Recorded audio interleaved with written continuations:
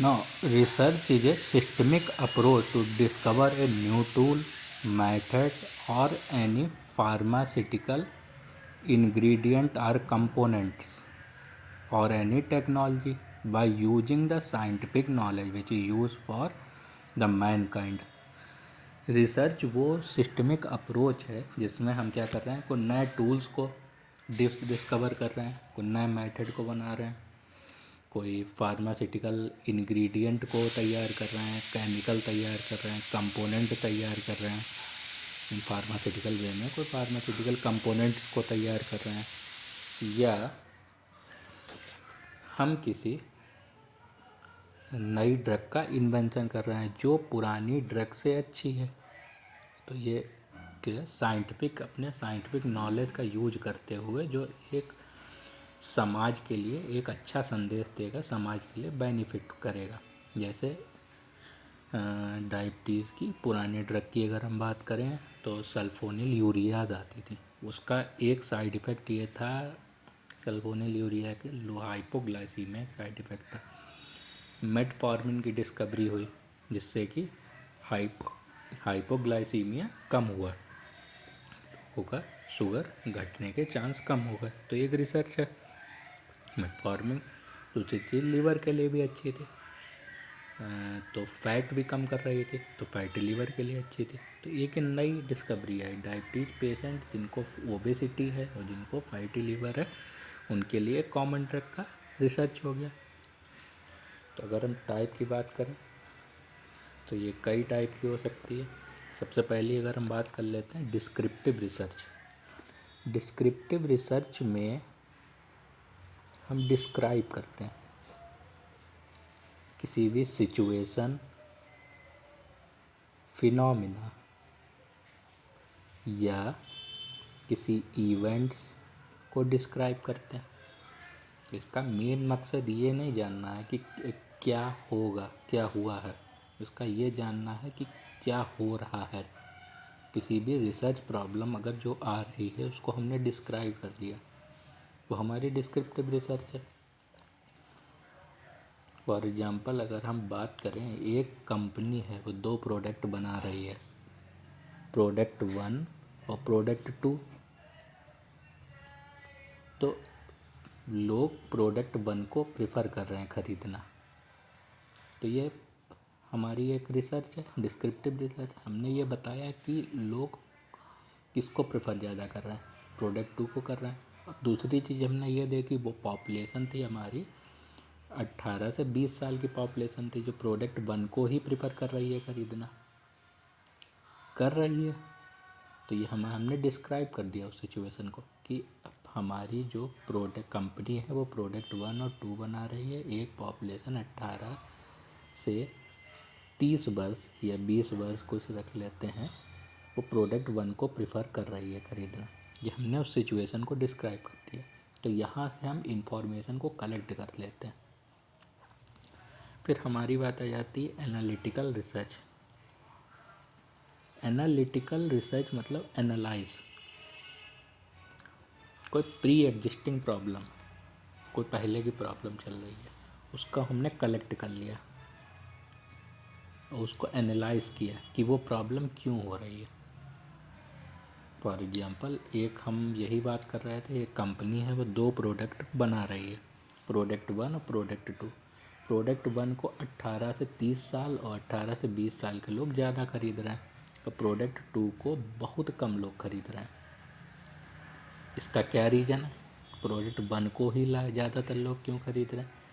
ये हमारी एक डिस्क्रिप्टिव रिसर्च हो, एनालिटिकल रिसर्च हो गया। हमने एनालाइज किया why the age group of 80 to 30 and 80 to 20 prefer product 1, क्यों वो खरीदना चाहते हैं। तो मतलब प्री एग्जिस्टिंग एक प्रॉब्लम चलती चली आ रही है। जब कोई भी प्रॉब्लम ले लेते हैं, एक दवाई से कोई साइड इफ़ेक्ट हो रहा है, समय से हो रहा है, तो हमने उसको बताया, हमने कहा क्यों उस दवाई से साइड इफ़ेक्ट हो रहा है। तो ये हमारी एनालिटिकल रिसर्च है। मान लेते हैं अगर और हम समझना चाहें, एक कोई डाइक्लोफिनाक है, हम ले लेते हैं। डाइक्लोफिनाक से क्या हो रहा है, बीपी इंक्रीज हो रहा है। डाइक्लोफिनाक से बीपी इंक्रीज हो रहा है। बीपी इंक्रीज, ये हमने एक इन्फॉर्मेशन है मेरे पास, ये हमने देखी कि ऐसा हो रहा है। इसको हमने क्या कह दिया, डिस्क्रिप्टिव कह दिया। सिंपल है। तो जब एनालिटिकल की बात हम करते हैं तो हम ये देखेंगे क्यों इंक्रीज हो रहा है। भाई डाइक्लोफिनाक से बीपी क्यों इंक्रीज हो रहा है, मतलब हमारी प्री एग्जिस्टिंग इन्फॉर्मेशन क्या आता है, डाइक्लोफिनाक जो एक पेन किलर है उससे बीपी इंक्रीज हो रहा है। तो उससे क्यों इंक्रीज हो रहा है, मतलब उस प्री एग्जिस्ट इन्फॉर्मेशन का हमने रिजल्ट फॉर्म कर लिया, इसलिए इंक्रीज हो रहा है क्योंकि ये ब्लड वेसल से जाके बाइंड करती है, इसलिए इंक्रीज हो रहा है। तो एनालिटिकल हो गए। अप्लाइड के अंदर, अप्लाइड का सीधा मतलब है एक्शन। कोई एक सोसाइटी की कॉमन प्रॉब्लम चलती चली आ रही बहुत समय से, उसका हमने एक एक्शन लिया और उसका सल्यूशन फाइंड कर लिया। या कोई बिजनेस प्रॉब्लम चलती चली आ रही है, अगर हम मान लेते हैं कि एक कंपनी है बहुत समय से वो लॉस में जा रही है, तो लॉस में जा रही है, उसका हमने सल्यूशन फाइंड किया कि कैसे उस लॉस को कम किया जाए। दिस इज़ कॉल्ड एक एक्शन हो गया। तो एक्शन का मतलब अप्लाइड है। तो हमने वहाँ पे अप्लाइड रिसर्च यूज किया और उससे हमने उस कंपनी का लॉस कम करने की कोशिश की। This is called our applied research. कुछ और रिसर्च हैं जिसको हम कह देते हैं फंडामेंटल रिसर्च। फंडामेंटल को हम कह देते हैं, एक तो बेसिक कह देते हैं, प्योर कह देते हैं। ये रिसर्च सिर्फ नॉलेज को बढ़ाने के लिए होती है, इसके अंदर कोई भी तरीके का हम मतलब प्रैक्टिकल परफॉर्म नहीं करते हैं, कर भी सकते हैं, सिर्फ नॉलेज बढ़ा रहे हैं हम अपना। कोई भी इससे हमारे सोसाइटी को विशेष स्तर पे लाभ नहीं होगा। जैसे अप्लाइड रिसर्च में एक एक्शन परफॉर्म हो रहा था, उससे सोसाइटी का एक लाभ हो रहा था उस एक्शन परफॉर्म होने से। इसमें कोई एक्शन तो परफॉर्म कर नहीं रहे, इससे हमने अपनी सिर्फ नॉलेज बढ़ाई है। जैसे हमने पता लगाया कि एक पर्टिकुलर स्टेट में के एक सिटी में लोगों की आमदनी कितनी है हर महीने की। दिस इज कॉल्ड क्या है, एक फंडामेंटल है। हमने सिर्फ पता लगाया, इससे हमें कुछ लेना देना नहीं है। इसमें हम ये नहीं सोच रहे हैं कि आमदनी कैसे बढ़ाएं, कि और क्या क्या कर सकते हैं जब बढ़ जाए लोगों की आमदनी। बस हमने पता लगाया भैया ऐसा है।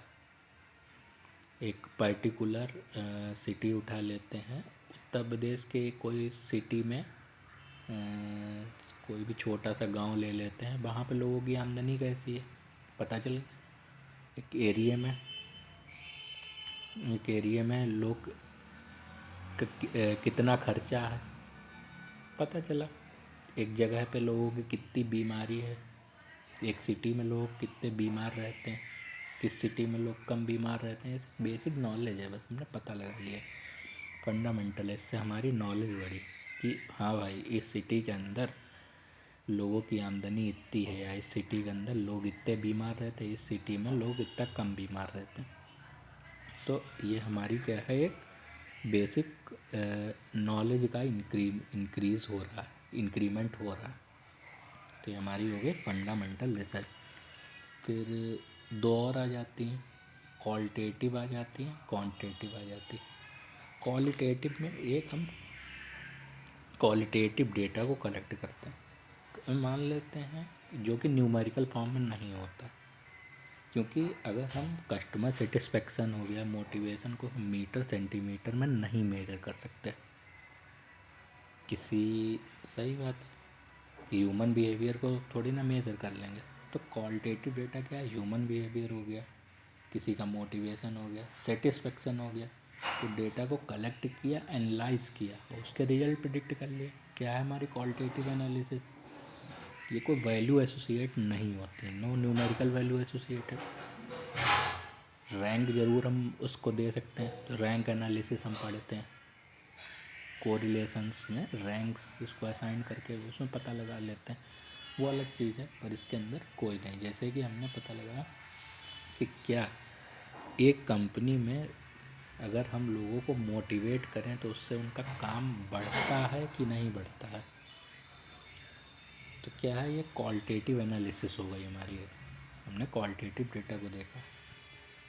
कस्टमर बिहेवियर या कस्टमर सेटिस्फेक्शन एक कंपनी के लिए, उसको एनालाइज किया, उसके रिजल्ट प्रिडिक्ट कर लिए।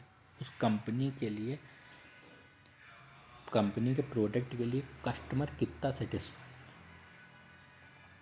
अगर सेटिस्फाई होगा तो भाई अच्छी बात है, नहीं है तो अच्छी बात नहीं है। मतलब कस्टमर कितना सेटिस्फाई है, इसको हम कोई वैल्यू में नहीं डिफाइन कर सकते।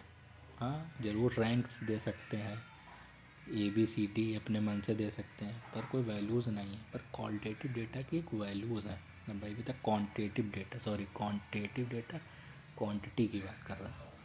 पॉपुलेशन है, 18 लाख की पॉपुलेशन है, 10,000 का सैंपल लिया, तो उस सैंपल को ऑब्ज़र्व किया, हमने देखा उस सैंपल में कितने, हमें पता चले कितने ग्रुप डिजीज़ हैं, कितने नॉन डिजीज़ हैं।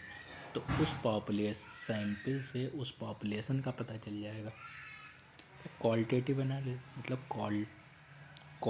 क्वांटिटेटिव एनालिसिस मतलब क्वांटिटी, मतलब कोई नंबर।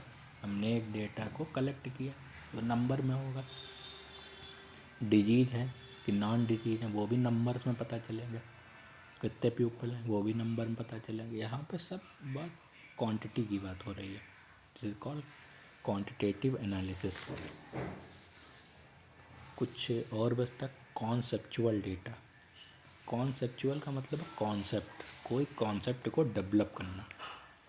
मान चलते हैं एक कोई आदमी ने कोई नया कॉन्सेप्ट, इस रिसर्च को परफॉर्म कौन करते हैं, थिंकर्स होते हैं, फिलोसफर्स होते हैं, वो इस रिसर्च को ज़्यादातर परफॉर्म करते हैं, जो हाईली थिंकिंग से अपने एक नए कॉन्सेप्ट को डिराइव कर देते हैं। जैसे डेवलपमेंट ऑफ न्यू कॉन्सेप्ट, कोई कॉन्सेप्ट को डेवलप कर रहा है, या उस कोई जो एग्जिस्ट कॉन्सेप्ट कर रहा है जो पहले से ही है उसको चेंज कर दिया, मॉडिफाई कर दिया, इसको हमने क्या कहा, कॉन्सेप्चुअल रिसर्च। जो मतलब पहले से है उसको मॉडिफाई कर दिया या कोई नया कॉन्सेप्ट डिराइव बना दिया। जैसे थ्योरी ऑफ रिलेटिविटी किसने बनाई थी, सबसे पहले न्यूटन ने बनाई थी, एक नया कॉन्सेप्ट था, उसको मॉडिफाई किसने किया, एल्बर्ट आइंस्टाइन ने। पर एग्जिस्टिंग तो थे कॉन्सेप्ट बोथ, तो उन सब डेटा को कलेक्ट करके एक नया कॉन्सेप्ट बनाया। इसके अंदर कोई भी तरीके का हम प्रैक्टिकल्स परफॉर्म नहीं करते हैं। पर अगर हम बात करें इम्पेरिकल एक आ जाती रिसर्च, जो इम्पेरिकल रिसर्च है, इम्पेरिकल रिसर्च का मतलब क्या है, ऐसी रिसर्च जिसमें हम एक्सपेरिमेंट परफॉर्म करते हैं और एनालाइज करते हैं कि उसका क्या इफ़ेक्ट है। जैसे एक ड्रग ले लेते हैं, उसके ट्रायल हो रहा है, उसका हमने देखा ट्रायल, फेज़ 1 फेज़ 2 फेज़ 3 में सब में देखा कि अंत में उसका क्या इफ़ेक्ट आता है ड्रग का। दिस इज़ कॉल्ड एक इम्पेरिकल रिसर्च। दो और टाइप की बच रही हैं, वन टाइम रिसर्च और longitudinal research. One time research हम सिंगल टाइम एक पॉपुलेशन को कलेक्ट करके और रिजल्ट को एनालिसिस कर लेते हैं। क्योंकि वन टाइम इसलिए कहा गया कि उस रिसर्च को हम बार बार नहीं कर सकते परफॉर्म। एक पॉपुलेशन को कलेक्ट करना 10 बार कठिन है। जनगणना हो रही है तो हमने पता लगाया कितना आदमी बीमार है पूरी पॉपुलेशन में, कितनी टोटल पॉपुलेशन है, कितना आदमी हेल्दी है, कितना आदमी एक बीमारी से ग्रसित है, वो तो एक बार कर सकते हैं पूरे पॉपुलेशन का। पर अब एक आ जाती लॉन्गिट्यूडनल रिसर्च। लॉन्गिट्यूडनल रिसर्च में हम लॉन्गिट्यूडनल रिसर्च में किसी भी सैंपल से डेटा, सैंपल को बार बार कलेक्ट करते हैं और पता करना चाहते हैं कि क्या आउटकम्स आएंगे। ये क्यों करते हैं बार बार, इसमें पॉपुलेशन की बात नहीं करते, एक सैंपल ले लेते हैं। सैंपल एक कस्टमर हो सकता, कुछ भी हो सकता, एक कंपनी को पता लगाना है उसको एवरी मंथ कितना लॉसेस हो रहा है या एवरी मंथ कितना प्रॉफिट हो रहा है, तो वो क्या करेगा, हर मंथ वो एक रिसर्च परफॉर्म करेगा। ये थोड़ी ना वो सैम्पल से डेटा को हर मंथ कलेक्ट करवाएगा और हर मंथ परफॉर्म करेगा। मान चलते हैं सैम्पल से डेटा कलेक्ट कर रहा है एवरी मंथ, उसने देखा कि कि उसकी दुकान पे कितना कस्टमर आ रहा है, उसके जो स्टोर है वहाँ कितना कस्टमर आ रहा है, मंथ ऑफ मार्च में कितना आ रहा है, मंथ ऑफ मई में कितना आ रहा है, मंथ ऑफ जून में कितना आ रहा है। तो वो डेटा को एवरी मंथ कलेक्ट करेगा और रिजल्ट को एनालाइज करेगा कि इन 3 मंथ में उस मार्च में क्यों ज़्यादा आ रहा है, अगले मंथ में क्यों कम आ रहा है, उसके अगले मंथ में क्यों ज़्यादा आ रहा है। तो देखेगा ऐसा हम क्या कर सकते हैं कि अपनी मंथ बढ़ा लें, इनकम को बढ़ा सकते हैं। तो ये हो गए लॉन्गिट्यूडनल रिसर्च।